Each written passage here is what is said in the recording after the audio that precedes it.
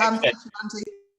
Lovely. Actually, I started last year, so I've been in, but I had all these grand plans to do lots of things this year, and oh dear, not quite there. So what I'm doing today is quite selfish, actually, is this is kind of like for me, what I like to do is just take you on my journey or the trials and tribulations of actually being a fellowship coordinator, because it's been quite a ride this year. And I think I just want to take you through the journey, share some of the practice I've introduced and some of the tools that you might find useful. Just look at our response to COVID, talk about where we're going next. And above all, and this is quite selfish of me, and I do apologize, it's just to seek verification from my peers that I'm heading in the right direction, because I've got lots of ideas. And it's been absolutely brilliant so far today to hear that actually we're all in the kind of same boat. And I think if I start at the beginning with the challenges, it's when I came in last year, one of the things that struck me immediately was that when you have these meetings to get people in, everybody sees it as a contractual obligation. The energy, the enthusiasm for it was just not there. Also, I think somebody in the first one mentioned about raising the curtain on fellowship. It's hidden away. And for me, it lacked personality. It lacked the identity, which I think is really important to get people to engage. Also, I run the experiential, the direct, and my colleague Joe, who I think is here, hello Joe, runs the degree apprenticeship side. And the biggest challenge that we've both faced together in many ways is people deciding what the best route to go on is. Confusion at a local level, but a little bit of confusion amongst the senior managers as well about where to park people. And interestingly, that's actually got worse during COVID, because with the 20% allocation on the APA, yeah, I will say it, there's been a hesitancy perhaps to put people on the 20% when there's a lot to do and finding the time to actually do it.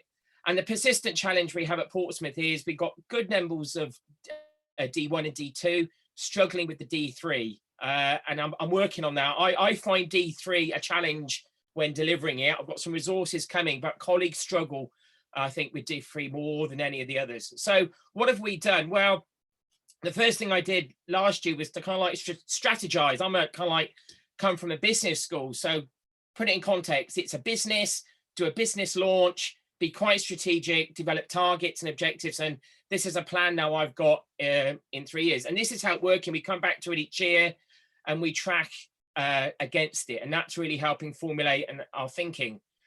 The other thing we also did early on was I found that there was lots of information flying around. We had lots of people in the system, not quite sure what they were doing and who was mentoring them and what stages they're at.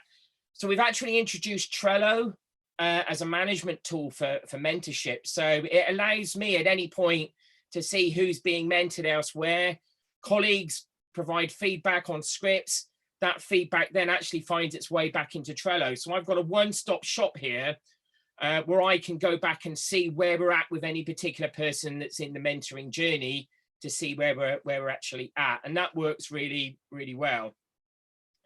The other thing we also did, and I've put this in the link in the chat, is went back and completely redid the website. We started on Moodle, and it's still on Moodle. And then we had comments from our collaborative partners saying, we can't get to your Moodle page because we don't have an institutional email.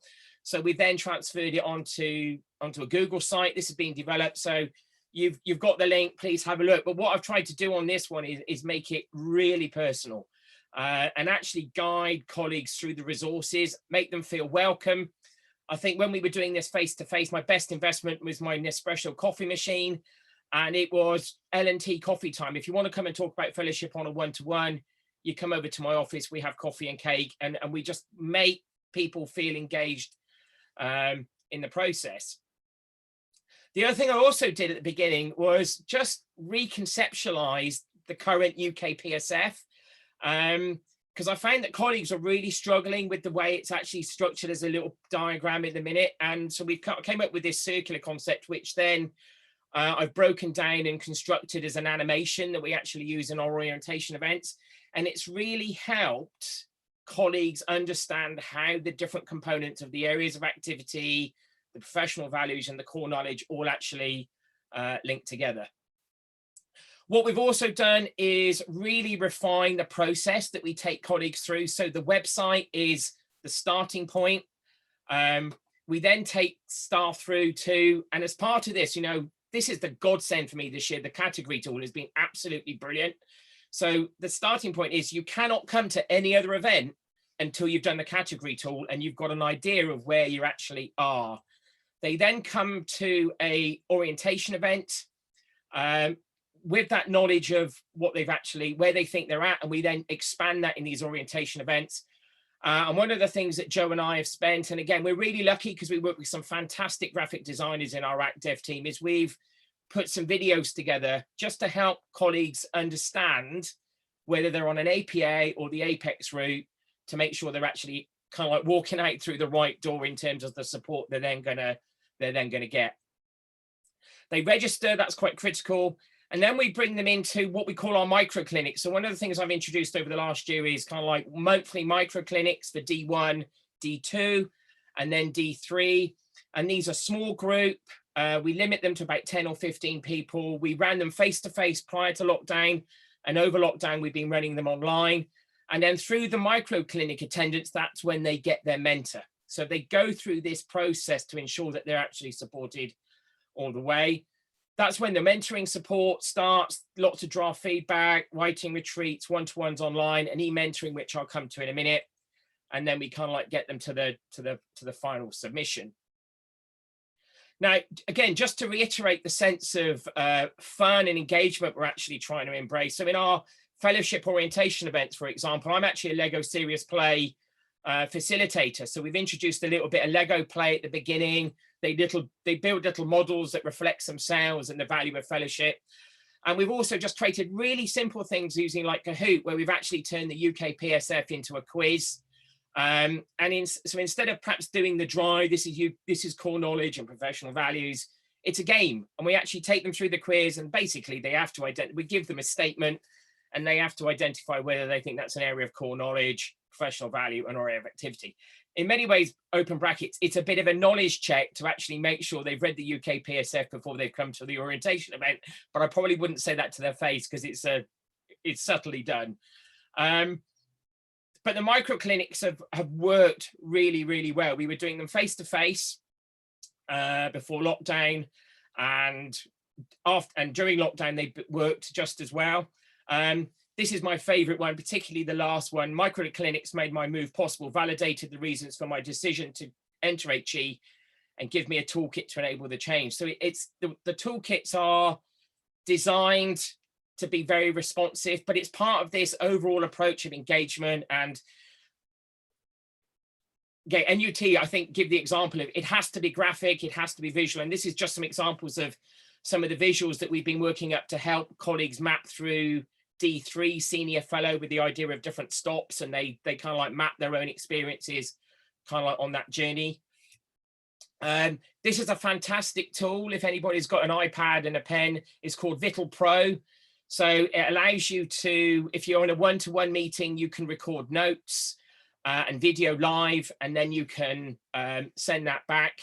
It's been fantastic for interviewing D3 colleagues and actually having a meeting with them, but interviewing them effectively about their journey. They've got notes and scribble, and they've also got an audio file as well. And they basically take that back, and they've almost got a transcript that they can then put into their claims.